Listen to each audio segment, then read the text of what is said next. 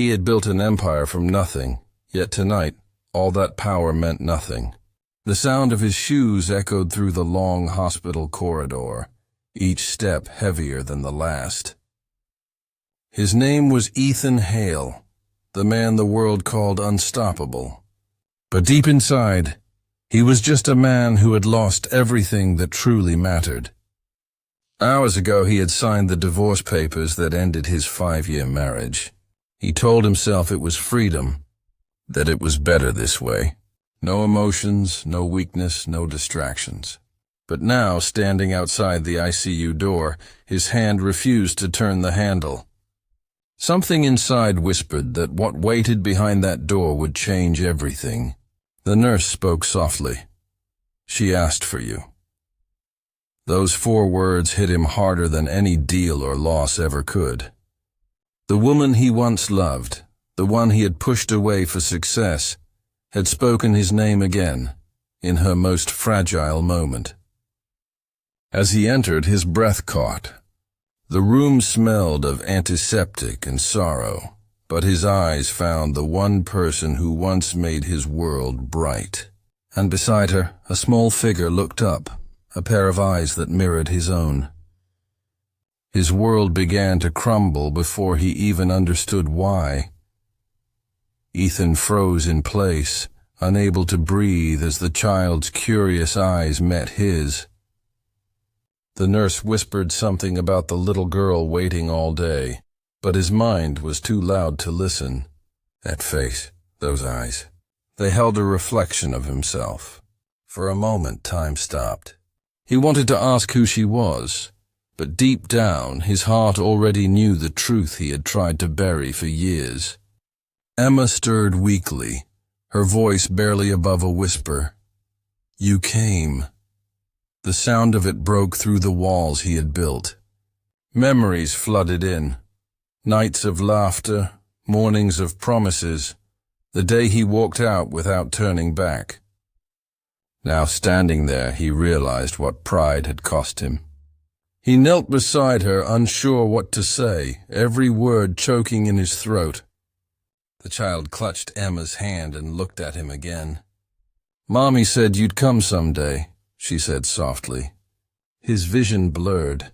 A warmth mixed with guilt and longing filled his chest. He wanted to speak, to apologize, to hold them both. But years of silence hung between them like a storm. For the first time, Ethan Hale, the man who had conquered boardrooms and crushed rivals, felt small. And as he reached out, he knew this was not just a visit. It was a reckoning. The next morning, Ethan sat in the hospital hallway, staring at the floor as sunlight spilled through the glass. His phone buzzed endlessly. Meetings, deals, messages from people who thought they knew him. But for the first time, none of it mattered. All that power, all those achievements, felt empty compared to the sight of Emma's weak smile and the child's innocent voice calling her mommy. He had left that world behind, believing money could replace meaning. Now he saw how wrong he had been. The nurse approached quietly, telling him Emma had been unwell for months but had refused to contact him. She had chosen peace over pity. Ethan's chest tightened.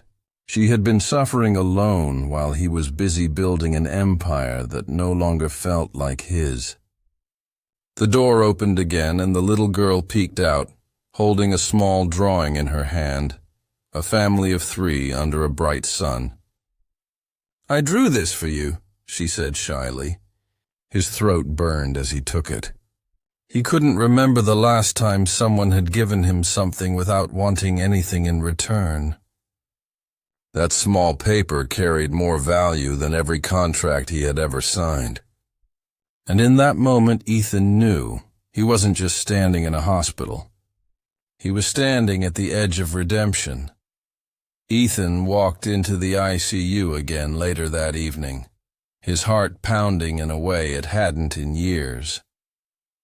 The rhythmic beeping of machines echoed in the quiet room, blending with the soft hum of hope that still lingered there. Emma opened her eyes slowly, her gaze finding his as if no time had passed. There was no anger, only calm acceptance. "You look tired," she whispered, and the simplicity of her words shattered him. He had expected bitterness, questions, maybe even blame, but she offered none. Instead, she smiled faintly, as if she had already forgiven him long before he asked. The little girl sat beside her mother, humming a tune, holding a worn-out teddy bear that had clearly seen many lonely nights. Ethan sat down, unsure how to begin, his voice trembling when he finally spoke. "Why didn't you tell me about her?" Emma looked toward their daughter and said softly, "You were chasing dreams, Ethan. I didn't want to be the reason you stopped." His eyes filled with tears he had buried for years. For once, the man who had never bowed to anyone felt humbled by her quiet strength. He reached out, gently holding her hand, feeling warmth he thought he had lost forever. In that stillness, he realized that forgiveness wasn't given through words. It was given through love that never truly died. That night, Ethan couldn't leave the hospital. He sat outside Emma's room, watching through the small glass window as their daughter slept beside her, clutching her mother's hand. Every moment felt like a movie he had abandoned halfway through, only to realize too late how beautiful the ending could have been. His mind replayed every mistake, every word spoken in pride, every time he chose work over love. Every moment he could have held her, but didn't. The weight of regret pressed on his chest until it became unbearable. He finally stood and walked inside, taking a seat beside Emma's bed. "I don't deserve to be here," he said quietly. Emma looked at him, her eyes soft but steady. "You're here now, Ethan. That's what matters." He took her hand, feeling how small it was against his, and for the first time he truly listened. Not to his own guilt, but to her silence. The little girl stirred and opened her eyes, smiling sleepily. "Daddy, are you staying?" The word hit him like lightning. He nodded slowly, emotion thick in his throat. "Yes," he whispered, "I'm not leaving again." Emma's eyes glistened with tears that weren't from pain, but peace. In that moment, Ethan realized redemption doesn't always come through grand gestures. Sometimes, it comes from staying when it's hardest to do so, from finally showing up for the people who never stopped waiting for you. Days passed, and the hospital room slowly filled with warmth again. Ethan began visiting every morning, bringing flowers and stories just to see Emma smile. Their daughter would run to him, holding his hand as if she had always known he would come back. The once distant man now learned to listen, to laugh, and to love without fear. He started reading bedtime stories, learned her favorite songs, and even drew silly pictures that made both of them giggle. Every small moment healed a part of the past he had broken. One afternoon, Emma looked at him and said softly, "You've changed." Ethan smiled, eyes glistening. "You and she changed me," he replied. Emma reached for his hand, her touch warm and steady. Then maybe it wasn't too late after all. That single sentence felt like a second chance at life. When Emma finally returned home, Ethan carried her in his arms, their daughter skipping beside them.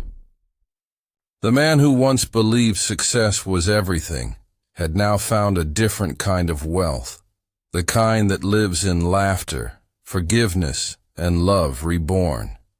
Months later, as they watched their little girl's birthday candles flicker, Ethan whispered a silent promise to never let go again. Sometimes life breaks us only to teach us what truly matters.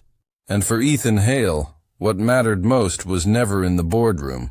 It was right there, smiling beside him.